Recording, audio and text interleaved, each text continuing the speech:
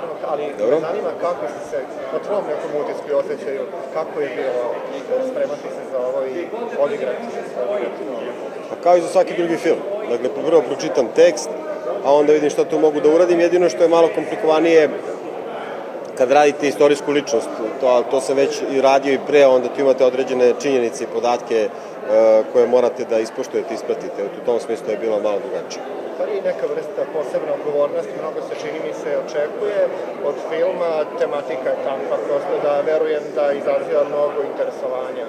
Da li u tom smislu nekog...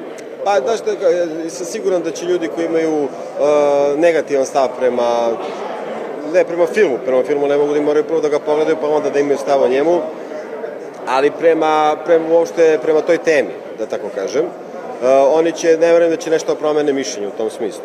Ljudi koji imaju pozitivan stav prema tome će imati pozitivan stav, tako da mislim da nije poenta bila sama propaganda ili neka tema, nego je bila sama ideja da uopšte da se progovori o toj temi na drugačiji način nego što je to bilo od proteklih 70 godina, ali to više morate sa Miroslavom nego samo. Kaži mi samo što je tebi bio izazov kada te je pozvao i kada ti je ponudio ulogu, da li si odmah prihvatio, da li je bilo onako, da li ću ja to, kako ću?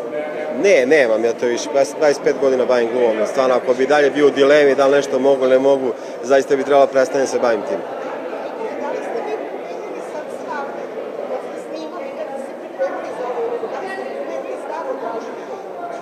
Ja nikada nemam i dalje nemam stav o Draži Mihajloviću. Znam samo da su mnogi ljudi čiji su članovi porodice bili, recimo, u Četnicima, da su morali da ih se odreknu. I to je meni zaista zastrašujuća činjenica a čini mi se nekako, kako sam čitao istoriju, da je to moralo da bude, da je to bilo nužno iz političkih razloga.